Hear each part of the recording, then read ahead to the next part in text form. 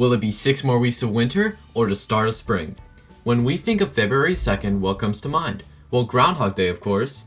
Every year at the beginning of February, Phil the Groundhog emerges from his burrow in Punxsutawney, Pennsylvania to make his annual weather prediction. It is said that if Phil sees his shadow, we will get 6 more weeks of winter. If Phil does not see a shadow, winter has already ended.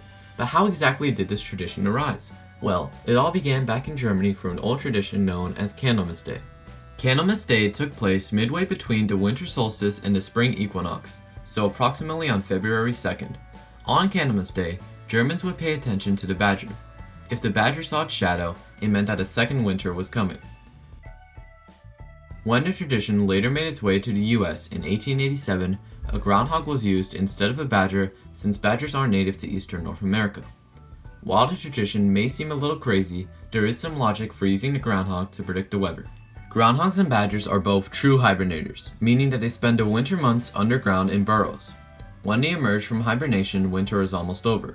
However, the idea that groundhogs predict the weather when they emerge from their burrows might be a little exaggerated. The real reason they come out of hibernation on February 2nd is to look for potential mates. Mating season officially starts in March, but groundhogs like to scout out possible partners for the occasion. Whether Phil sees his shadow or not truly depends on how the weather is on February 2nd. In the end, Phil is only accurate with his predictions 40% of the time. However, despite the inaccuracies, people across the continent of North America still enjoy all the fun and excitement that comes from this annual tradition. Sure, you can just listen to the weather forecast, but who would want to do that when you can witness a groundhog make the weather prediction? Faithful followers, there is no shadow of me, a beautiful spring it shall be!